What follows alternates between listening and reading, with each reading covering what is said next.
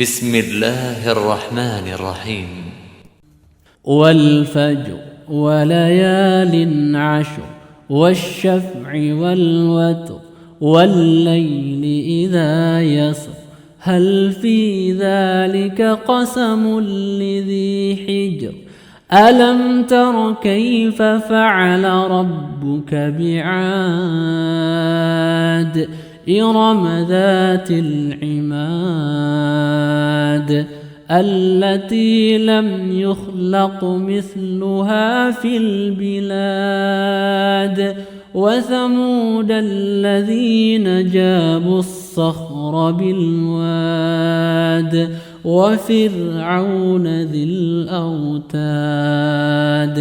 الذين طغوا في البلاد فأكثروا فيها الفساد فصب عليهم ربك سوط عذاب إن ربك لبالمرصاد فأما الإنسان إذا ما ابتلاه ربه فأكرمه ونعمه فيقول ربي أكرمن وأما إذا ما ابتلاه فقدر عليه رزقه فيقول ربي أهانن كلا بل لا تكرمون اليتيم ولا تحاضون على طعام المسكين كلا بل لا تكرمون اليتيم ولا تحاضون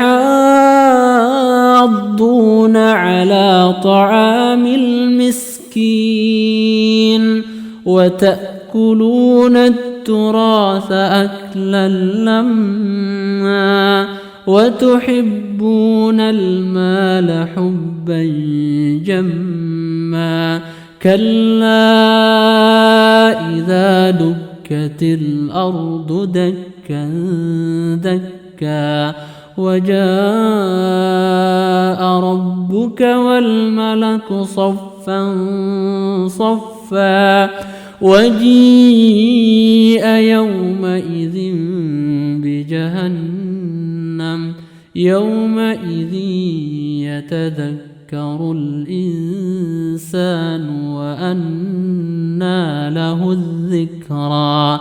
يقول يا ليتني قدمت لحياتي فيومئذ لا يعذب عذابه أحد ولا يوثق وثاقه أحد يا أيتها النفس المطمئنة ارجعي